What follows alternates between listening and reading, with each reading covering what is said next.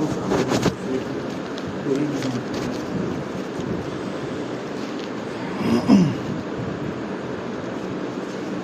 اللہ الرحمن الرحیم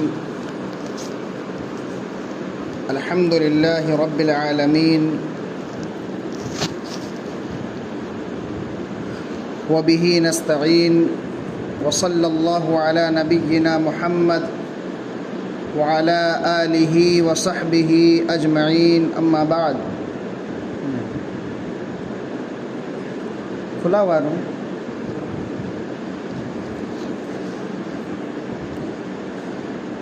فاعوذ باللہ من الشیطان الرجیم بسم اللہ الرحمن الرحیم الحمد للہ رب العالمین الرحمن الرحیم مالک یوم الدین ایاک نعبد و ایاک نستعین.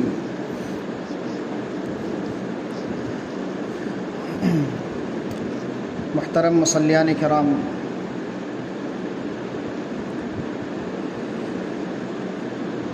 ہم لوگ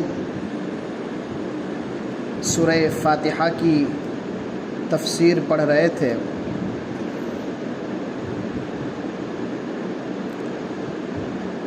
اب تک ہم لوگوں نے جتنا پڑھا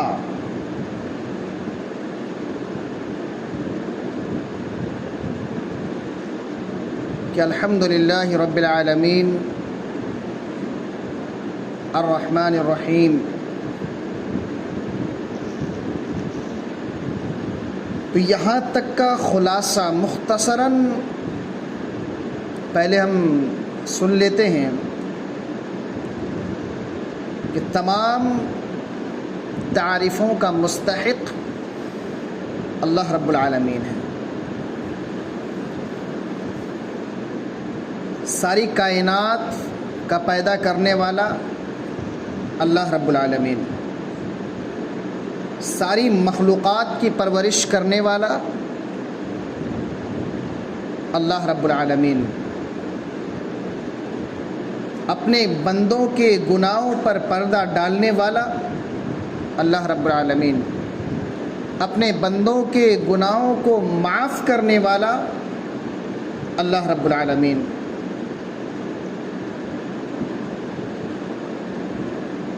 تو جب ہمیں معلوم ہو گیا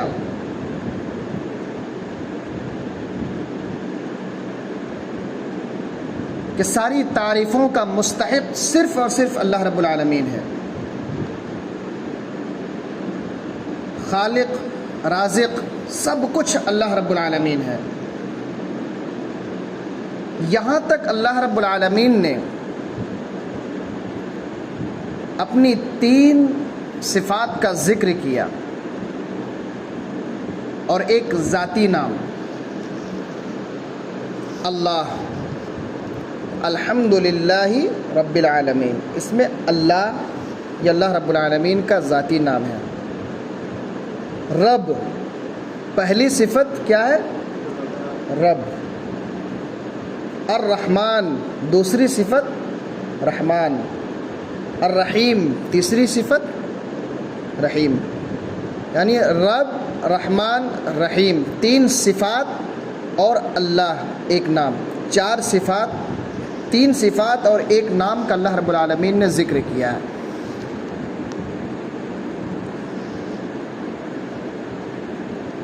ان 4 ناموں میں سے 2 نام ایسے ہیں جو 2 مرتبہ، رحمان اور رحیم. بسم اللہ الرحمن الرحیم سورہ فاتحہ کی آیت اس کو قرار دیا گیا ہے. تو وہاں اللہ رب العالمین نے رحمان اور رحیم کا ذکر کیا، پھر فوراً بعد رحمان اور رحیم کی صفت لائی ہے. تو اس کا مطلب ایک سوال ہو سکتا ہے نا کہ رحمان اور رحیم یہ جو 2 صفاتی نام ہیں، ان کو 2 مرتبہ لانے کی کیا ضرورت ہے؟ تو اس کا جواب یہی دیا گیا ہے کہ اللہ رب العالمین کی صفت رحمت تمام صفات پر غالب ہے، تمام صفات پر غالب ہے۔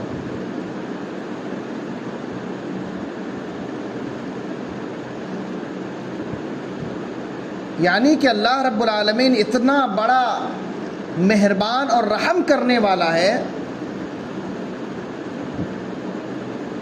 کہ انسان بڑا سے بڑا گناہ کرتا ہے، پھر اگر اللہ رب العالمین سے سچے دل سے توبہ کر لے تو اللہ رب العالمین اس کی توبہ کو قبول کر لیتا ہے، اس پر اللہ مہربان ہو جاتا ہے۔ اسی لیے اللہ رب العالمین کی رحمت سے مایوس نہیں ہونا چاہیے۔ تو اپنی صفت رحمت کو دو مرتبہ ذکر کرنے کے بعد اللہ رب العالمین فرما رہا ہے مالک یوم الدین، کہ بدلے کے دن کا مالک ہے۔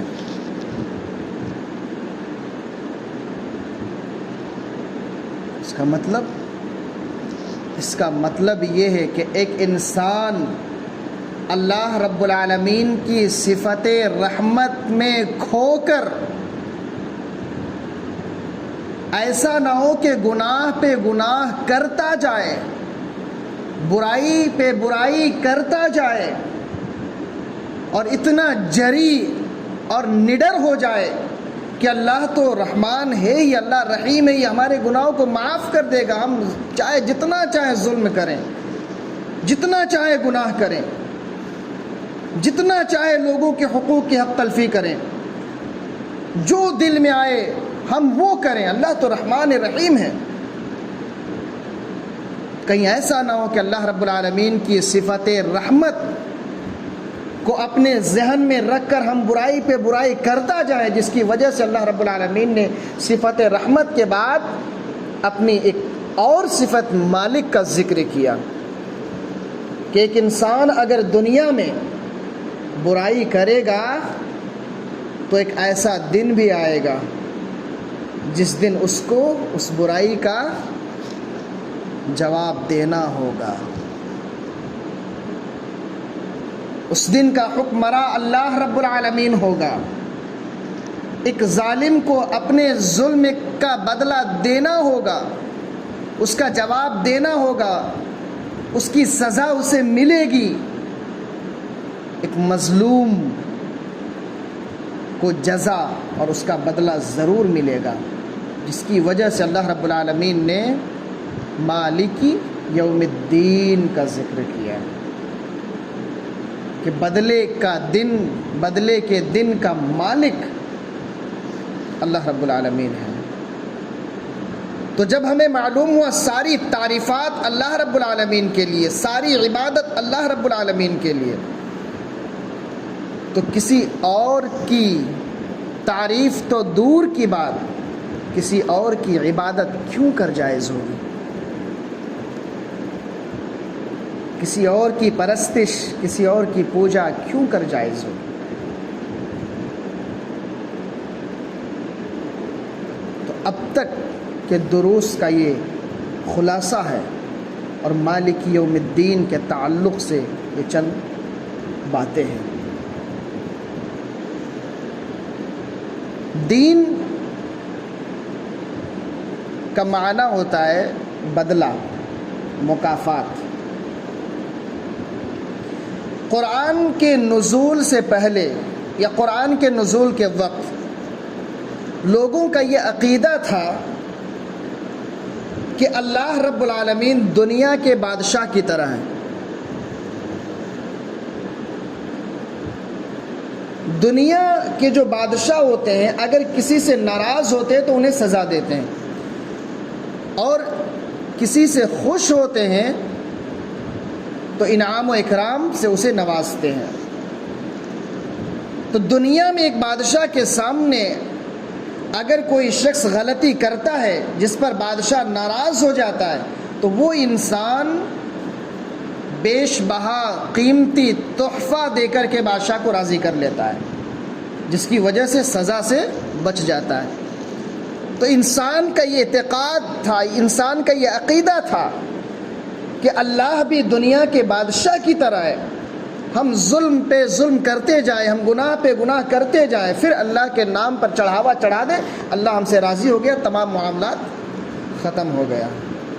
اللہ نے کہا مالکی یوم الدین، دنیا میں ظلم کرنے والے بچ نہیں سکتے، اس دن ان کو ضرور جواب دینا ہوگا۔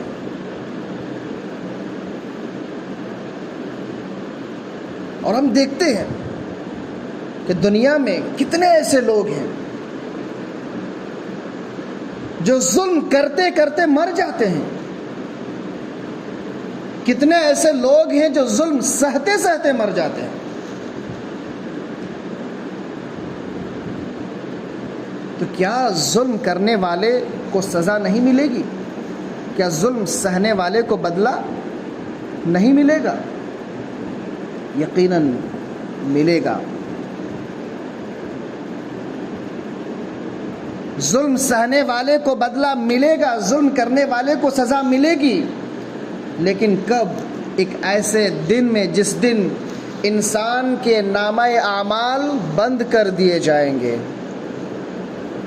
جس دن انسان کا عمل ختم ہو جائے گا۔ کیونکہ جب تک ایک انسان کا عمل جاری رہے گا تب تک بدلے کا دن قائم نہیں ہوگا۔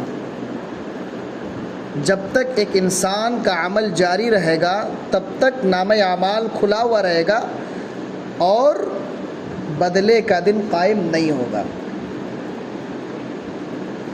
جب انسان کا عمل رک جائے، جب نامہ اعمال بند ہو جائے، اس دن بدلے کا دن قائم ہو جائے گا۔ مثال کے طور پر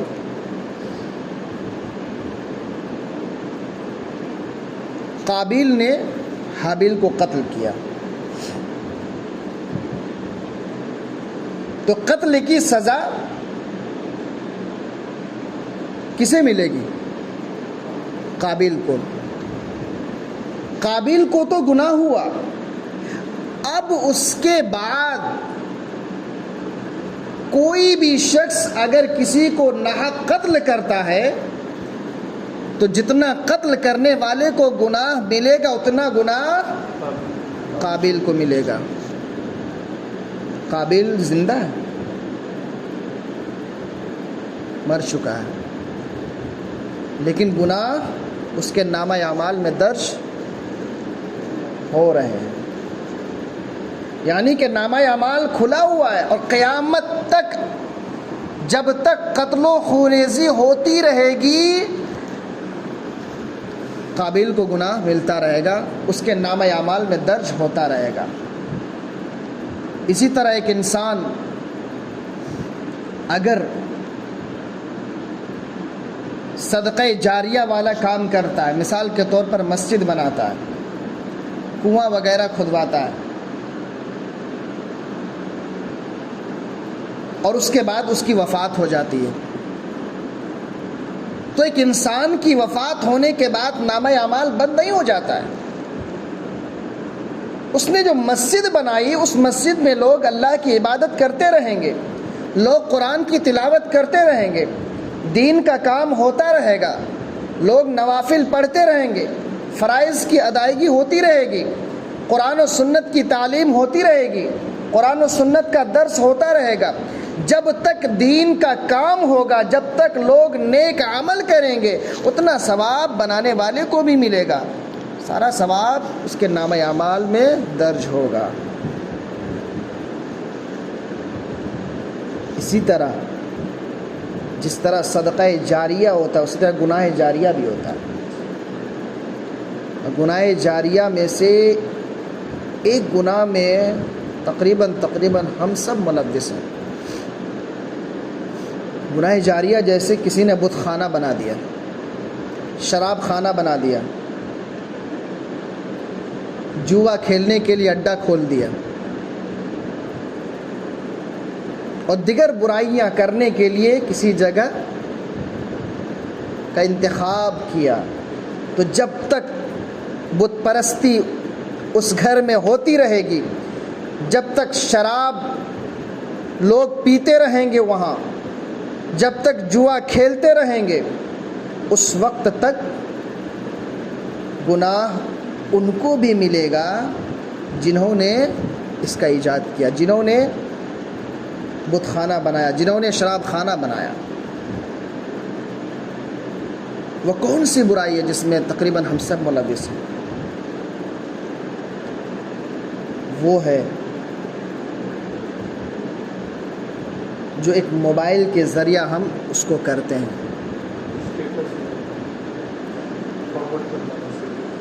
کوئی بھی ویڈیو جس میں خلاف شرع کام ہو، مثال کے طور پر گانا یا کسی عورت کا ویڈیو ہے،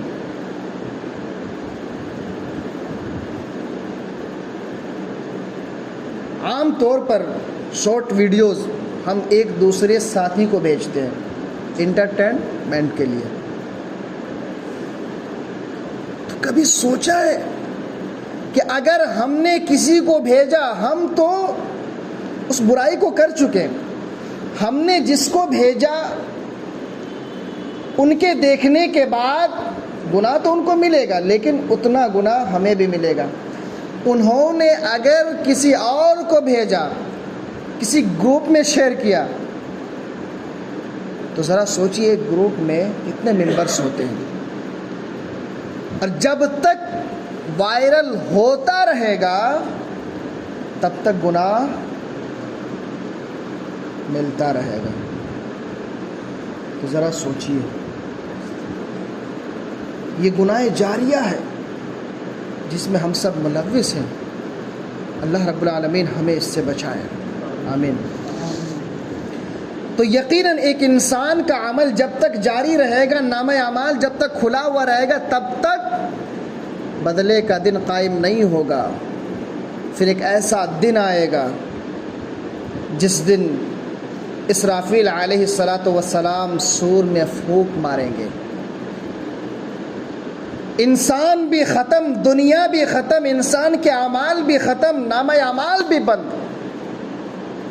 وہ دن بدلے کا دن ہوگا۔ اس دن کا مالک کون ہوگا؟ مالک یوم الدین، اللہ رب العالمین۔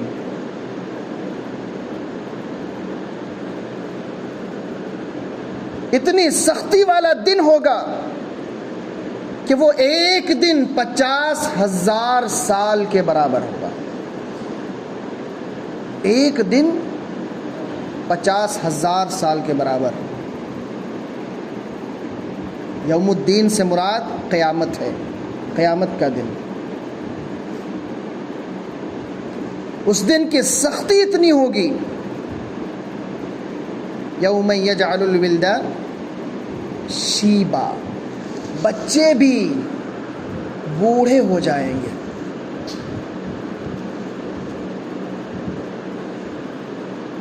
ایک ماں اپنے دودھ پیتے بچے کو پھینک دے گی، حمل والی اونٹنیاں، حمل والی عورتوں کا حمل ضائع ہو جائے گا، سب کچھ ریزہ ریزہ اور چور چور ہو جائے گا۔ یہ پہاڑ رنگ برنگ اون کے مانند اڑنے لگیں گے، زمین اپنے اندر مدفون تمام خزانے کو نکال کر باہر پھینک دے گی، یہ سورج سر کے اوپر ہوگا، پسینے میں لوگ شرابور ہوں گے، ہر کوئی ایک دوسرے سے دور بھاگ رہے ہوں گے، نفسی نفسی کا عالم ہوگا۔ اس دن کا مالک کون ہوگا؟ اللہ رب العالمین۔ اسی کا ذکر اللہ رب العالمین نے کیا، مالک یوم الدین، بدلے کے دن کا مالک اللہ رب العالمین۔ جس دن ظلم کرنے والے کو سزا ملے گی، جس دن مظلوم کو بدلہ دیا جائے گا۔ ہم دنیا میں بے شمار گناہوں کو انجام دیتے ہیں، ہم دنیا میں ایک دوسرے کے حقوق کی حق تلفی کرتے ہیں، ہم دنیا میں ایک دوسرے کو مارتے ہیں، ایک دوسرے کا مذاق اڑاتے ہیں۔ کل قیامت کے دن اللہ کسی کے ساتھ ناانصافی نہیں کرے گا، اللہ کسی بندے پر ظلم نہیں کرے گا۔ جو مظلوم ہوں گے ان کو بدلہ ملے گا۔ وہی تو اللہ کے نبی صلی اللہ علیہ وسلم نے صحابہ کرام سے پوچھا کہ من المفلس، مفلس کون ہے؟ میری امت کا سب سے بڑا مفلس کون ہے؟ صحابہ کرام نے کیا کہا تھا؟ جس کے پاس درہم و دینار نہ ہو، روپیہ پیسہ نہ ہو، وہی تو مفلس ہے۔ اللہ کے نبی صلی اللہ علیہ وسلم نے فرمایا کہ میری امت کا سب سے بڑا مفلس وہ ہوگا جو قیامت کے دن بے شمار نمازیں لے کر، بے شمار نیکیاں لے کر آئے گا۔ نیکیوں سے وہ انسان چمکے گا، لوگ دیکھ کر کہیں گے یہ تو بغیر حساب کتاب کی جنت کے اندر داخل ہوگا۔ لیکن پھر مظلوموں کی تعداد آتی جائے گی۔ کوئی کہے گا اللہ اس نے مجھے مارا تھا، کوئی کہے گا اللہ اس نے مجھے گالیاں دی تھی، کوئی کہے گا یا اللہ اس نے میری زمین کو ہڑپ لیا تھا۔ اللہ کہے گا اس کی نیکیاں لیتے جاؤ، لیتے جاؤ۔ لوگ نیکیاں لیتے جائیں گے، ساری نیکیاں ختم ہو جائیں گی، لیکن مظلوموں کی تعداد باقی رہے گی۔ اللہ کہے گا کہ اس کی تو ساری نیکیاں ختم ہو چکی ہیں، اس کی ساری نیکیاں ختم ہو چکی ہیں، اب اپنے گناہ کو اٹھا کر اس کے اوپر لاد دو۔ لہذا مظلوم اپنے اپنے گناہ اس کو دیتے جائیں گے۔ جس طرح نیکیوں سے چمکتا تھا اس طرح گناہ سے وہ انسان دب جائے گا، وہ سب سے بڑا مفلس اس امت کا ہوگا۔ تو اللہ رب العالمین اس دن کسی پر ظلم نہیں کرے گا، سارے لوگوں کو اللہ رب العالمین حق ادا کرے گا۔ جس کا جو حق ہوگا وہ حق اللہ رب العالمین ادا کرے گا۔ یہاں تک کہ ایک حدیث میں یہ آیا ہے کہ ایک بکری، سینگ والی بکری، بغیر سینگ والی بکری، جو دنیا میں سینگ والی بکری بغیر سینگ والی بکری کو مارتی ہے، قیامت کے دن اللہ رب العالمین دونوں کو اٹھائے گا۔ دنیا میں جس کو سینگ نہیں دیا تھا اللہ تعالیٰ، وہاں سینگ عطا کرے گا، اور پھر وہ بکری اسے مارے گی، پھر معاملہ ختم ہو جائے گا۔ کیونکہ ایک جانور بھی اگر کسی پر ظلم کرے گا تو اس کا بھی بدلہ اللہ عطا کرے گا۔ تو ایک انسان ذرا سوچئے، اسی لیے تو ہے کہ مالک یوم الدین، اس دن کا مالک اللہ رب العالمین ہوگا۔ تو اللہ کبھی بھی کسی پر ظلم نہیں کرے گا، کبھی بھی کسی پر ظلم نہیں کرے گا۔ تو یہ کہ اللہ رب العالمین نے 5 ناموں کا ذکر کیا۔ اللہ، سب سے پہلا نام اللہ، یعنی اللہ کے تقاضے سے اللہ نے ساری کائنات کو پیدا کیا۔ رب کے تقاضے سے اللہ رب العالمین نے ساری مخلوقات کی پرورش کیا۔ رحمان کے تقاضے سے اللہ رب العالمین نے سارے بندوں کے گناہوں پر پردہ ڈالا۔ اللہ کی قسم، آج ہم جتنا گناہ کرتے ہیں، اگر اللہ پردہ نہ ڈالتا تو ہم اپنے آپ کو بھی دیکھ نہیں پاتے، اپنے آپ سے ہمیں نفرت ہونے لگتی۔ اللہ رحمان ہے، اللہ تو ہمارے گناہوں پر پردہ ڈالتا ہے۔ رحیم کے تقاضے سے اللہ رب العالمین نے ہمارے گناہوں کو معاف کیا۔ کون ہے اللہ کے علاوہ جو اتنے گناہوں کو معاف کر سکتا ہے؟ کون ہے؟ کوئی نہیں۔ ایک بھی گناہ کو معاف کرنے کی طاقت کسی کے اندر نہیں ہے۔ اللہ تو وہ ہے جو ہمارے اتنے گناہوں کو معاف کرتا۔ اللہ کہ بخاری شریف کی حدیث سے یہ معلوم ہوتا ہے کہ ایک شخص کے 99 رجسٹر اس کے سامنے کھول دیے جائیں گے، صرف گناہ کے ہوں گے، اس کے پاس صرف ایک نیکی ہوگی، لا الہ الا اللہ، جس کے بدلے اللہ سارے گناہوں کو معاف کر دے گا۔ تو رحیم کے تقاضے سے اللہ رب العالمین اپنے بندوں کے گناہوں کو معاف کر دیتا ہے۔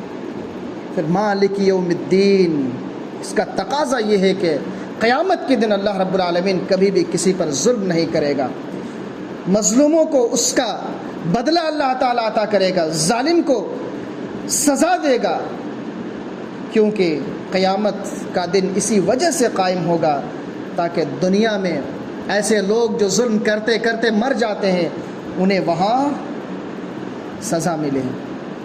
دنیا میں جو لوگ ظلم سہتے سہتے مر جاتے ہیں قیامت کے دن انہیں بدلہ دیا جائے۔ اسی لیے اللہ رب العالمین اس دن کا مالک ہے، اللہ کبھی کسی پر ظلم نہیں کرتا ہے، اللہ رب العالمین کبھی بھی کسی پر ظلم نہیں کرے گا۔ یقیناً آج اگر ہم اس دنیا کے اندر بچ جائیں گے تو کل قیامت کے دن بچنے کی کوئی امید نہیں ہے، کوئی امید نہیں ہے۔ یہاں اگر ہم نے اپنے سے کمزوروں پر ظلم کیا تو اس دن کا مالک اللہ رب العالمین ہوگا، اس دن کا حکمراں اللہ رب العالمین ہوگا، بادشاہوں کا بادشاہ۔ اس دن ہم نہیں بچ سکیں گے، اس لیے اس دن کا خوف اپنے دلوں میں پیدا کرنے کی ضرورت ہے۔ ہم اپنے دلوں میں اللہ رب العالمین کا خوف پیدا کریں کہ اس دن کا عالم یہ ہوگا کہ جس دن کے تعلق سے ابو بکر صدیق رضی اللہ عنہ سوچ سوچ کر کہتے کاش کہ میں مومن کے جسم کا بال ہوتا، کاش کہ میں کوئی گھاس ہوتا، جانور آ کر چر جاتے، میں ختم ہو جاتا، تاکہ اس دن کے حساب کتاب کا سامنا نہ کرنا پڑتا۔